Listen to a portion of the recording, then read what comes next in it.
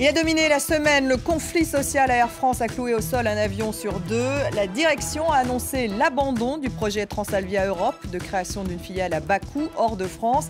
Mais le blocage persiste.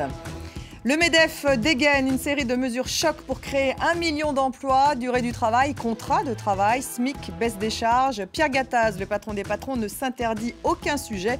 Alors ces mesures pourraient-elles être efficaces ? Enfin, l'euro poursuit sa chute face au dollar. Il a perdu 7% depuis le début de l'année, conséquence de la politique monétaire de la BCE. Une bouffée d'air pour les exportateurs européens. Jusqu'où cela ira-t-il ? Les Américains vont-ils laisser filer le dollar ? Bonjour à tous et bienvenue dans la semaine de l'écho sur France 24. Je vous présente tout de suite mes invités. Gaspard Koenig est avec moi, bonjour.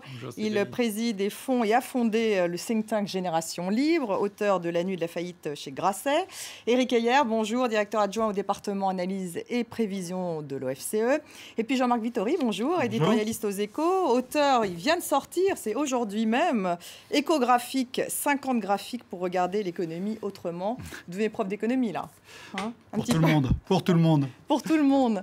Alors, c'est le conflit social de la semaine, hein, vous le savez. La grève des pilotes d'Air France qui a cloué au sol un avion sur deux cette semaine. La direction a retiré son projet de low cost, Transalvia Europe. Le blocage persiste. Alors, mais comment en sortir ? Comment sortir de la crise ? Quelques réactions et on se retrouve ensuite. Notre volonté aujourd'hui, c'est de lever la grève le plus vite possible et dans les heures qui viennent. Et pour ça, il y a un certain nombre de conditions, dont notamment l'arrêt définitif du projet Transavia Europe. Nous ne comprenons plus les motifs de la grève. Et donc, nous disons au SNPL d'expliquer en quoi est-ce que ce conflit doit continuer quand ce qui serait apparemment les motifs de cette grève ont disparu. On fait des efforts, nous. On fait des efforts sur nos salaires, sur nos congés, sur plein de choses. Maintenant, à eux d'en faire aussi. La compagnie a une opportunité formidable de gagner de la croissance, de nouvelles parts de marché. Et pour cela, je ne fais pas grève, comme de nombreux autres pilotes. Et des centaines de vols sont réalisés quotidiennement grâce aux pilotes qui ne font pas grève. La direction a proposé d'abandonner la partie qui concernait l'Europe. Cette proposition que je confirme, elle doit permettre désormais aux deux parties de trouver dans les heures qui viennent, pas dans les jours qui viennent, dans les heures qui viennent, dans le dialogue, dans le respect des uns et des autres, la solution de sortie. Bon, Jean-Marc Vittori, que penser ? Enfin, vraiment, 10 jours de grève, ça coûte 10 millions par jour à l'entreprise, 3800 pilotes. Est-ce que finalement leur combat est tout de même légitime ou pas ?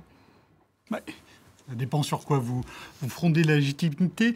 Je pense que quand il y a un conflit de cette ampleur, qui dure aussi longtemps, y compris quand la direction retire ce qui semble avoir apparemment causé la grève, c'est qu'il y a autre chose derrière.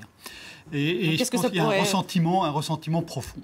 Il y a plein d'explications qui sont de nature assez diverse et qui ne sont pas sur la table comme par hasard. Il y a eu par exemple une proposition, un projet de loi qui est passé il y a quelques temps, et qui propose la retraite à 65 ans pour les pilotes. Jusqu'à présent, ils devaient la prendre à 60 ans. Et Air France pensait qu'il y avait un risque qui était assez limité. Qu'est-ce qui s'est passé ? La plupart des pilotes à 60 ans ont voulu continuer à travailler. Ils ont voulu continuer à travailler en volant très peu, mais ce n'était pas grave parce que dans le salaire des pilotes, il y a deux éléments. Il y a le fixe et puis il y a quelque chose qui dépend du nombre d'heures qu'ils volent. Les pilotes qui sont en fin de carrière, ils ont un gros fixe. Ils n'ont pas besoin de beaucoup voler. Et donc, beaucoup de pilotes ont décidé de continuer à travailler jusqu'à 65 ans. En continuant à travailler jusqu'à 65 ans, ils volent peu, mais ils volent tout de même un peu. Ils ont bloqué l'avancement de 5 ans de tous ceux qui sont derrière. Avant, il fallait en moyenne 10 ans pour passer de copilote à commandant. Maintenant, il en faut 15. C'est ce qu'on ne sait pas, effectivement. Voilà, il y a plein de choses qui sont dessous. Et ça bloque en plus leur salaire. Parce que les vieux pilotes, ils volent pas beaucoup, mais ils volent un peu. Or, les jeunes pilotes, ils préféreraient voler davantage pour avoir des salaires plus élevés. Parce qu'eux, ils ont des salaires qui n'ont pas encore augmenté. Et ils ont donc des salaires qui sont aussi bloqués par le fait que les vieux pilotes continuent de voler. Il y a trop de pilotes à Air France, tout le monde le sait, personne ne le dit. Il y a trop de pilotes à Air France. Bon, ils ont un statut beaucoup plus avantageux que dans les autres, en tout cas dans les low cost. Alors ensuite, il y a des éléments de comparaison, mais ça non plus, on en parle très peu. Il y avait une très bonne enquête dans les Échos vendredi là-dessus. Les pilotes d'Air France sont payés pas par rapport au low cost, par rapport aux compagnies équivalentes européennes. Ils sont payés davantage pour travailler moins. Donc bon. il y a une question là. Et puis, il y a aussi derrière, donc il y a une question de salariale, des questions de progression de carrière. Et puis derrière, il y a aussi une question de pouvoir. Les pilotes d'Air France ont pris l'habitude, au fil des décennies, ça n'est pas quelque chose de récent, ils ont pris l'habitude d'avoir leur mot à dire sur la gestion de l'entreprise et sur la stratégie de l'entreprise. Alexandre de Gignac ne pouvait pas l'anticiper parce qu'on a l'impression qu'il était pris de court. Si, mais non, il n'a pas été pris de court par ça, mais c'est quelque chose qui est très difficile à contrer, qui doit se faire petit à petit. Personne jusqu'à présent n'a réussi à faire ce travail. L'un des motifs de la grève, c'est qu'ils voulaient qu'Air France achète des Airbus plutôt que des Boeing. C'est des choix stratégiques. Normalement, ça ne relève pas des conducteurs de bus, dans une compagnie de bus, de dire quel bus doit acheter la compagnie. C'est ce qui se passe chez Air France. Et puis là, Manuel Valls, donc finalement, soutient les pilotes. En même temps, dit stop, retrait finalement du projet Transavia Europe. Mais les négociations continuent à piétiner. Gaspard Koenig, votre avis? Déjà, ma réaction, c'est qu'est-ce qu'il fait là, Valls? L'État est actionnaire très minoritaire d'Air France à 15%. Oui, 16%. Bon, mais il continue à prétendre qu'Air France est la compagnie nationale et donc il aurait son mot à dire parce que la souveraineté est en jeu. C'est pas vrai. Air France est une compagnie privée et donc devrait résoudre ses problèmes en interne sans que l'État intervienne. Par ailleurs, et d'ailleurs, comme le disait très justement Gignac, Air France n'est pas immortel. Et en un sens, peut-être que si on commençait à voir Air France, non pas comme un joyau de la nation, mais comme une compagnie qui a les exigences et qui doit répondre aux problèmes d'une compagnie privée, alors peut-être que les pilotes prendraient une autre attitude. On n'est pas dans un modèle qui se transforme. Moi, si, mais ça me fait un peu peur à titre personnel, parce que je vais être très inquiet de prendre l'avion. Jusqu'à présent, j'avais une image du pilote. Pourquoi très inquiet de prendre l'avion? Parce que jusqu'à présent, je me rassurais en me disant le pilote, c'est toujours quelqu'un de très responsable, qui rassure dans les turbulences. Ils sont irresponsables. Etc. Et là, quand je les vois défiler en marinière, j'ai peur pour ma sécurité, parce que c'est quand même incroyable que des gens qui passent leur vie à faire le tour du monde aient des réflexes aussi protectionnistes que ceux qu'ils ont démontrés quand il s'agissait totalement tort. De Transavia Europe. Et enfin... Air France a quand même réussi une mue spectaculaire sous Alexandre de Gignac, a réussi à se restructurer, a réussi à dégager des profits. Il devait dégager un bénéfice cette année, mais probablement qu'il et enfin à passer au modèle low cost, parce que ça fait 15 ans qu'on parle du modèle low cost chez Air France, avec cette attitude très française en un sens, qui consiste à dire « Oh mais non, mais low cost, c'est pas pour nous, on a toujours notre clientèle, parce qu'on est différent, on a une image, etc. » Ce qui revient finalement à ce que je disais sur l'idée de compagnie nationale.